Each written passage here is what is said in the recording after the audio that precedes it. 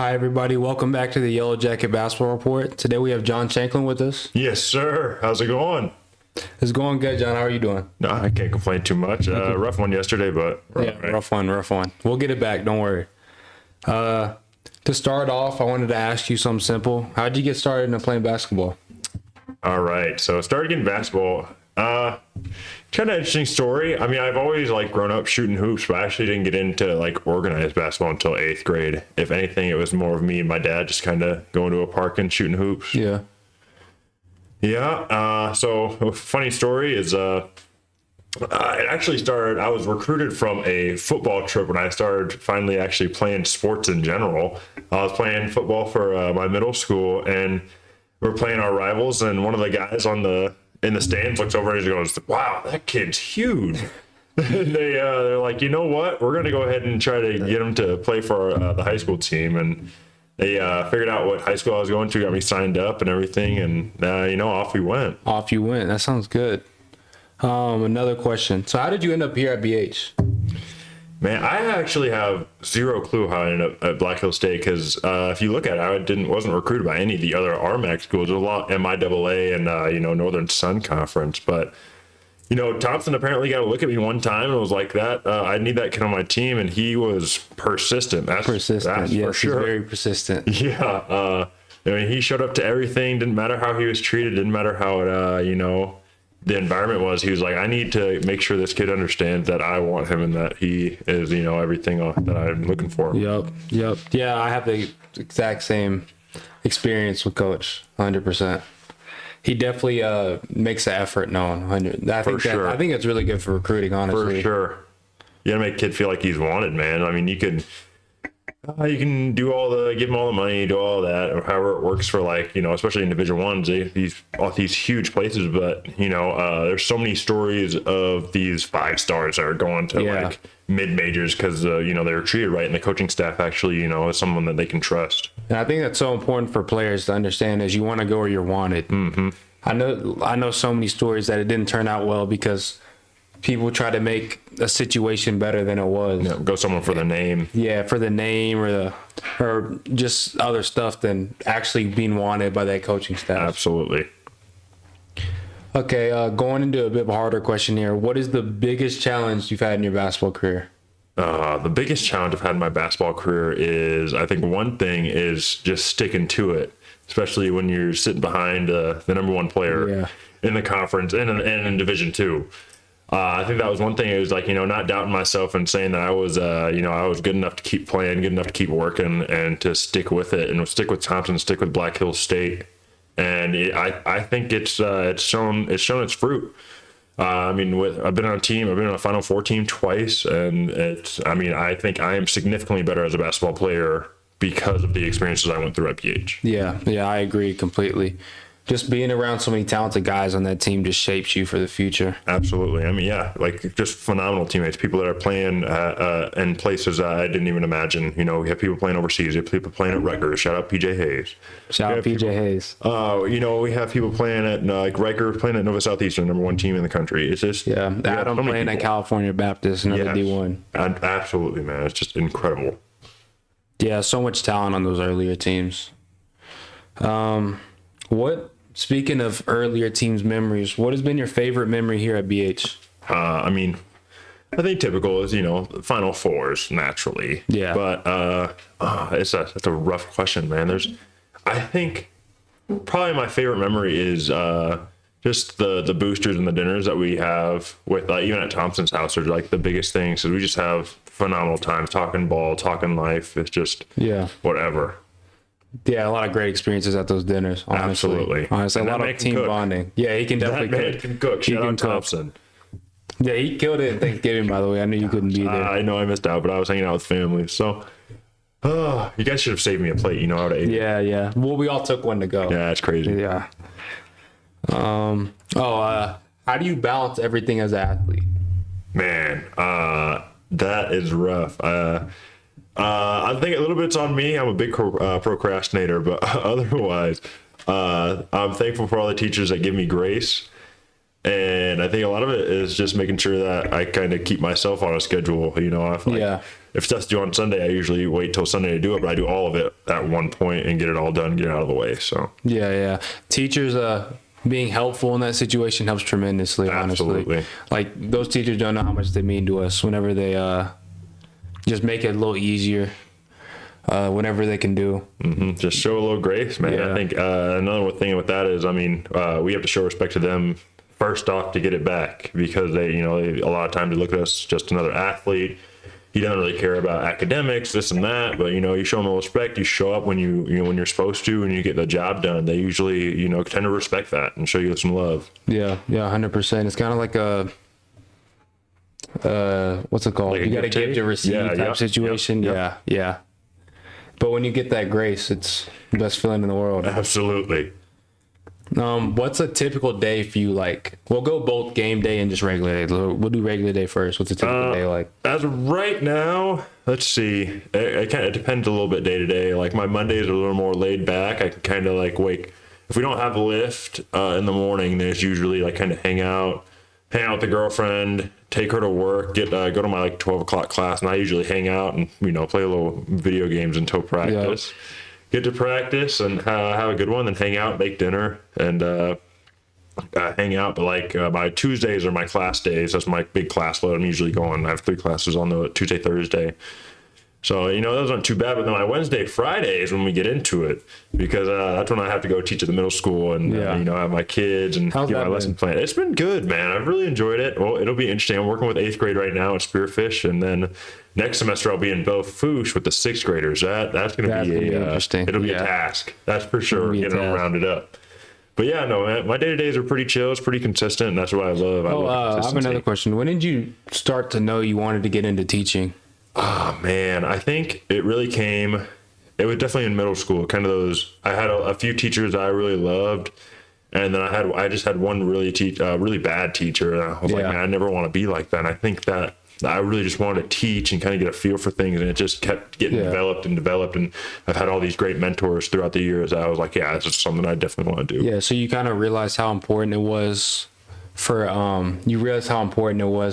kids growing up to have teachers who cared. Absolutely, man. Absolutely. So John, where are you from? So I grew up in Bellevue, Nebraska. It's a suburb of Omaha. It's kind of not too small of a place, much bigger than Spearfish, that's for sure. But it's kind of a bit of the same feel. We're very diverse, which has helped me understand a lot of different perspectives in life. Yeah. What would you say is the biggest difference between Bellevue, Nebraska, and Spearfish? Man, I think size is one thing for sure.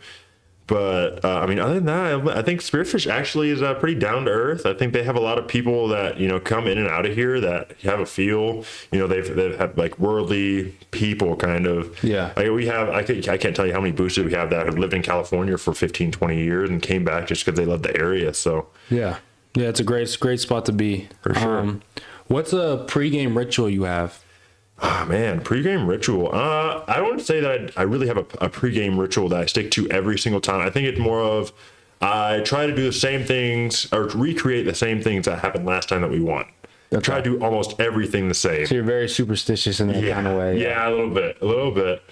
But it's like, if I got a haircut, I got to go and get a haircut. If I didn't get a haircut, then I'm not going to shave my hair. If I didn't shave my face, I'm not going to shave my face. But then if we lose, I'm like, something's got to change. Something's got to change. Yeah, I like that line of thinking, honestly. I kind of fall back on it sometimes. All the time, man. Even if it doesn't really have an effect, it's kind of like a comfort thing. I don't know. It makes you more comfortable 100%. With everything. How do you handle what's some advice you'd give somebody on how to handle adversity in a game? Oh man, how to handle adversity in a game, I think is to do your best to move on to the best play. I know sometimes it gets rough and it's really difficult to move on to that next play, man. You airball, you get dunked on, you get crossed, whatever it is. Yeah. But if you move on to the next play and it doesn't trickle down to 3, 4, 5 plays later, you're gonna change that game completely. Yeah. Also going on that, our teammate spoke about it today. I think Miles said something about it where he was talking about nobody really notices your mistake like you do. For sure. So it's like, even though you're thinking about that air ball still, the whole gym's forgotten about it. So you just got to move on and get to the next play. Absolutely. Yeah. What would you say your diet's like? My diet consists of a lot of pasta. That's just because it's cheap. Pasta. But I try to what type of pasta? Be a little more specific. I can't be specific. I go into the pasta section. I just pick out whatever's kind of yelling at me, man. Like penne, cavatappi. Sometimes I do spaghetti, whatever it is. I do a lot of white sauce. I like to make my own because I think it's a little easier and it tastes significantly better. So I always do my own Alfredo, but if I go for like a can, I'll get a red, tomato sauce or whatever. Okay. But I try to like protein load it heavy. Like I need it a bunch of if I'm gonna do like 2 pounds of chicken. I'm gonna do like 2 pounds of Italian sausage. Try to get that protein in there. I think that's one thing that I've lacked in the past. Trying to gain weight over the years. I didn't realize how much protein I actually need and how large of a person I actually am. And so that's one thing I've finally figured out. Yeah, I haven't slamming protein. What would you say your sleep schedule is like? I'm decently consistent actually. I usually try to get in bed by like 10 o'clock, 10:30 every night, and try to be asleep by at minimum 11. Like 11 usually is very late for me. So I sleep about 8-9 hours every day. And I think one thing that people always say, no matter what, doesn't matter about your diet, doesn't matter about, whatever this, it's always your sleep. Your sleep is where you recover the most. Sleep is everything about life. Very important. Very important. Changed my life when I started sleeping as much as I do. How would you kind of describe how our team is as a whole, like our team bond? How would you describe that?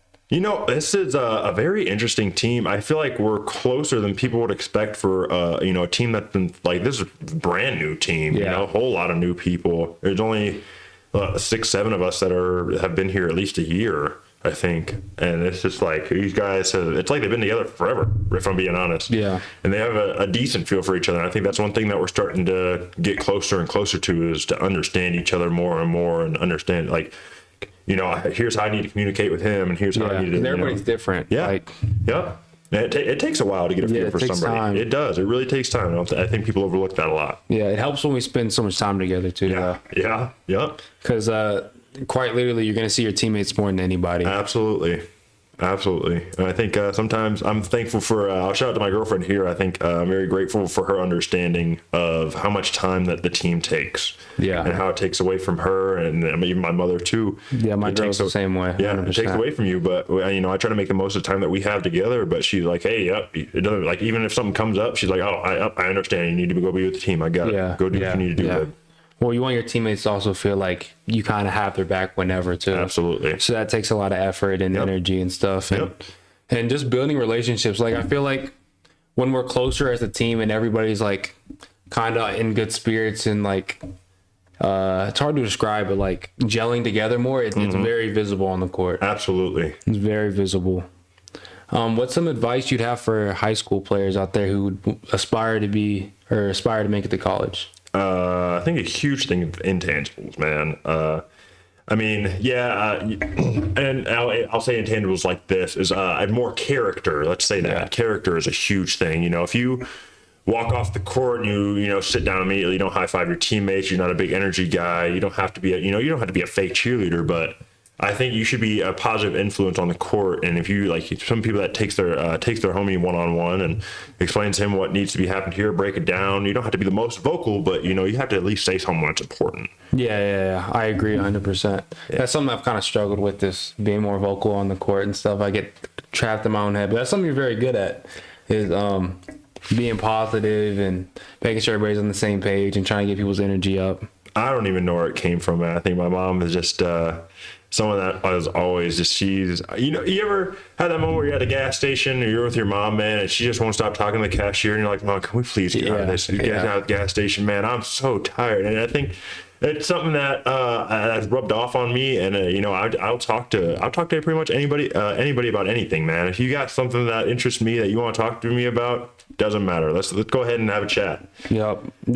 I can definitely see that with you. 100%. He's telling the truth. Yeah. She'll talk to anybody, and I think that's rubbed off on me. And I think a huge thing is that I've tried to be optimistic with almost anything, man. It can always be worse, but it can also get better. And I've had a lot of hardship in my life, and I don't think I would be where I'm at if I wasn't optimistic. That's for sure. Okay, yeah, optimism is a great thing. How has your basketball career here at BH shaped your character and kind of aspirations for the future?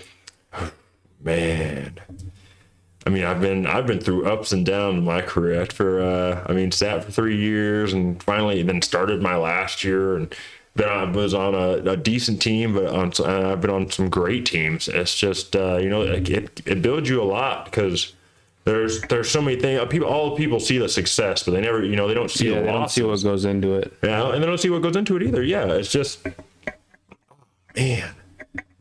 What built me up the most is it really much like the perspective on life. It could always, like, somebody has it worse than you. Basketball isn't forever.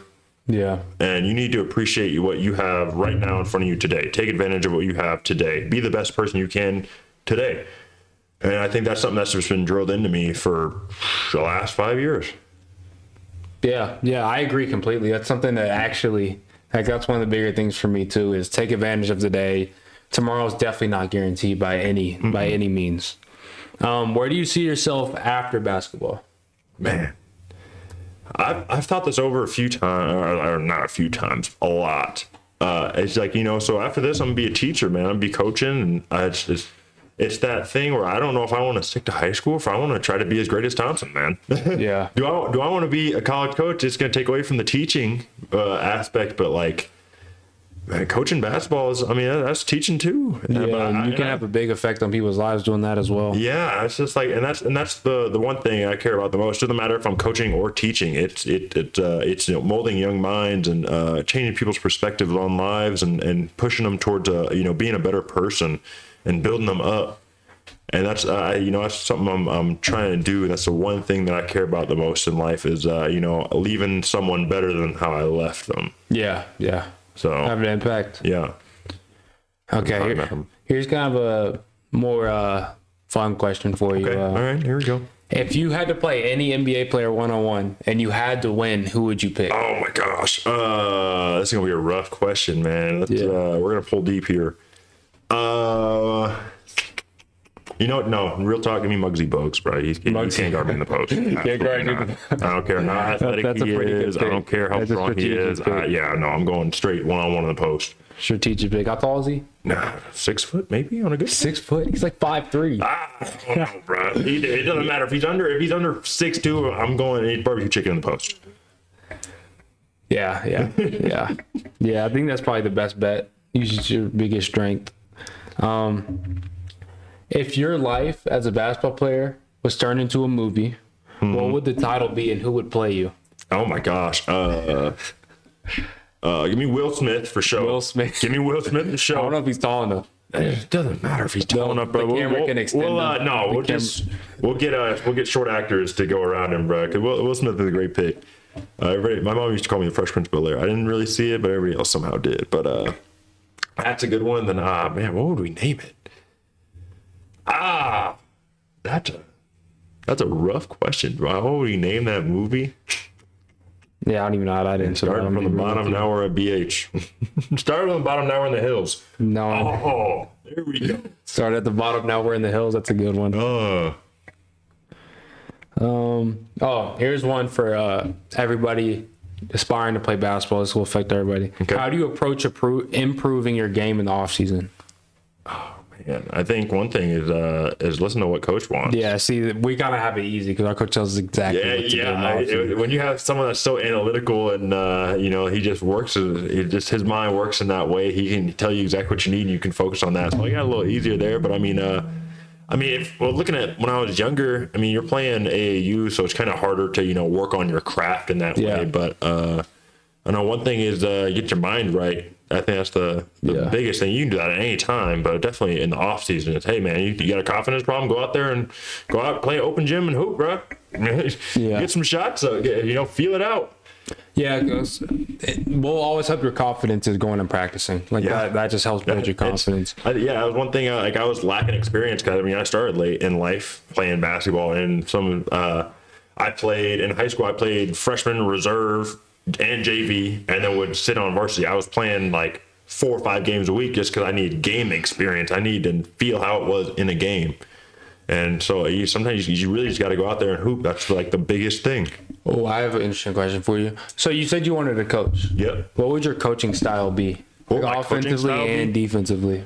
Right now, just ideally. Okay, so I think I'd be a very defensive-minded coach. I think Very that's the one. defensive-minded. Absolutely, I think that's the first thing that starts it off. But I mean, that's a difficult question because it really depends on personnel. Like if I go to a rural school and all my kids are 6 foot or like my tallest kid's like 6'5" and below, or we're kind of working with that, run a little zone or something. But I think ideally I'd want to run a man the entire game, and I would like probably, if I could, I'd switch 1 through 5. Just screw it. You had a bunch of tall athletes. Just a bunch of athletes just to work out, man. But offensively, I'd want something free and flowing. I don't think I'd run as many plays as a lot of other coaches do because I want my players to have some freedom, but make decisions, trust them. Yeah, and again, that's the thing about developing people. You got to develop them for your system and how things work. Yeah. So. Yeah, I can get some dogs, and we'll eat on defense, and we don't have to worry about offense. Yep. Because if you play great defense, your offense is that. You can get some wins even when you have a rough night on offense. Absolutely. What's a piece of advice from coach that stuck with you? Oh man, one thing that stuck with me in my years is treat practice like a game. Yep. Oh my gosh, that one has that hit home because especially to someone that wasn't playing. He was like, treat practice like a game. You want to be something? You want practice to mean something to you?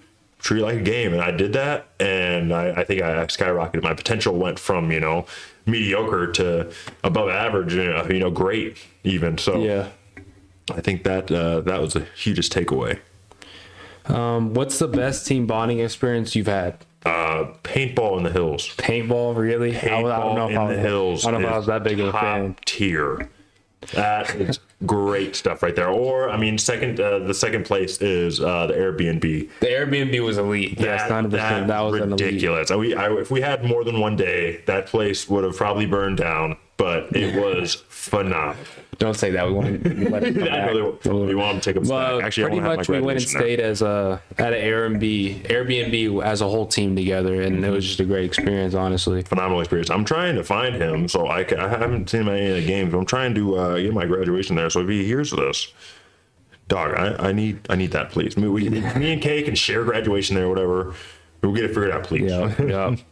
If you could change one rule or aspect of college basketball, what would it be? I would bring the FIBA rule where you can grab it off the rim. Really? Yeah. Of course you would say that. I hate that rule. That's a great one. Absolutely. If I could smack it off the rim or grab it off the rim, that'd be great. No. I get way too many goaltends. Wait, does the goaltend kind of the same still though? Like where if it hits the backboard and you block it, it's still. I think that's where the FIBA rule comes in. Like if I go and get it, if it hit up the backboard and you blocked out the backboard, it wouldn't be a goaltend. I think so. Either way, I'd change that rule. Somebody has to fact check us. Leave it in the comments. Yeah, please fact check that. But if not, then I'm changing the goaltend rule. If I go and get it and I block it, no matter where it is, it's a block. Okay, sorry. Fair enough. What's it like playing in front of our home crowd compared to being at away games? Man, shoot, we almost have a full home crowd at away games. Yeah.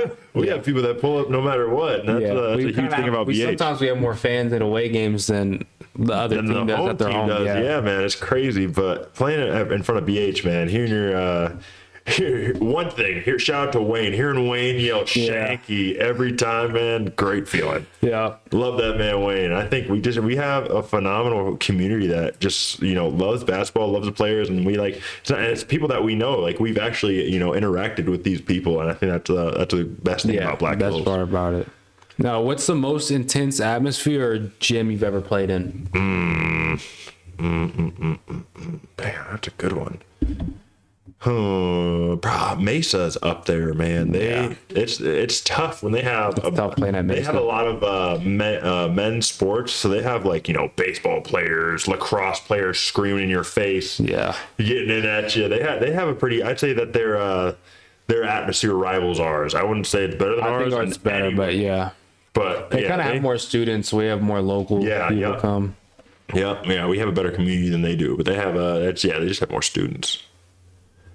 All right. Has there ever been a moment where you're thinking, "Oh, I'm completely in the zone right now playing"? Yes and no. There's definitely some times where you just flow and you just it's like sometimes you make that move where you like, I have no idea where I pulled that out from. Yeah. But I can't say, I wouldn't say there's a specific game that I'd bring up right now. But yeah, there's definitely some times where I pulled out a post move where I've pivot, pump fake, pivot again, get through them, and then ended up dunking it. I'm like, yeah, I don't know where I got that from, but we're gonna take it. Yeah. I mean, entering flow state, there's nothing like it in basketball, honestly. It's like when you see somebody getting in their bag, you definitely can tell exactly what state they're in, and it's. He does a tween. He's never done a tween cross. Step back, pump fake, get into your body, and then makes the and 1-3. Yeah. All right. Yeah. I practice with him, but he doesn't do that. He's never done that. How do you handle setbacks, injuries, losing streaks, just setbacks in general? What's some advice you give people on how to handle that? Stay positive, man. It's not over until it's over. All right. It's not over until if you have a chance to fight, if you have a chance to make something out of it, do so. It's because it's literally not over until the fat lady sings, and I haven't heard her sing yet. All right. So there's a question. I'm not sure if I should ask it for BH, so I'll just do it for NBA. Okay. If you could build a dream starting five, what would it be? Shaq at the 5. Can I get more than one LeBron? I'm just kidding. But He's about to put 5 LeBrons on. yeah, give me 5 LeBron. That's fine. We'll be good. But you know what? I put LeBron at the 4, Kobe at 3. We're gonna put Jordan on the list. Great question. I guess we'll give it to you. So LeBron at the 4, Kobe at the 3, Jordan at the 2. Steph at the 1. Steph at the 1. Naturally, I guess we'll put Jordan at the 2. I guess. Yeah, that's all right. You know what I'd build? Give a shout out to him. Yeah, what you want? I'd get 2 Shaqs, 3 Steph. Give me 3 Jacks and 3 Stephs, and we'll call it good. Yeah. You love 3D basketball. Good luck stopping that. Well, there's not a lot of defense. I'm not gonna lie in that lineup, but Steph can do a little bit. Steph can do a little bit something. Oh yes, you got to double one Shaq, and then who you doubling off of? The other Shaq. Yeah, exactly. And then they got to rotate. Steph's open. I don't know. Maybe sub 1 Steph for a Clay, or a little defense, more Draymond. All right. Let me think. All right, so we'll do Shaq. Obviously, Shaq's gonna make it. We'll do 2 LeBrons. LeBron at the 4, LeBron at the 3. And then give me like Kawhi at the 2, and then Steph at the 1. We'll just hide Steph. Yep. We'll just hide Steph. That's tough. Steph can get the worst player. What's your favorite basketball movie? Basketball movie? Oh man, why can't I think of the name? Jesus Shuttlesworth. Is it White Man Can't Jump? No. Gosh, why can't I think of the movie? No, Ray Allen. Yes, bro. I can't. I haven't seen it in a while, if I'm being honest. But I always do the dribble moves that he does. That's where I learned it from. Where you sit down, you do a little dribble with the basketball. That's where I got that from. That's where I learned that. I started practicing that in my room. I saw that movie like 2 times. But naturally loving basketball. But loving basketball is my favorite. OG Space Jam. Elite. Really? I've probably seen that movie. The newer one. No, stop. The newer one is a great movie. I'm not a bit. I never watched Michael Jordan play, so I can't give him all that love. But that movie is elite. So elite. No, it's not as good as LeBron. LeBron's not an actor. Keep on the court. Nah, LeBron was the best part. He was the best part of that movie, 100%. Yeah, he's an actor on the court too, but yeah, a very good one too, actually. If you weren't playing basketball, what other sport would you excel in? Man, if you could put some weight on me, put me on the D line, man. The D line, defensive end, absolutely. I'd put in work. I was decent. My mom took me out of the sport, man. You're lucky. My mom saved some of y'all. Saved your quarterbacks. Promise that. Yeah, saved your quarterbacks from John Shankman. Yeah, absolutely, it did. Took me out the field and onto the court. Yeah. Honestly, football for me, I don't think it clicked.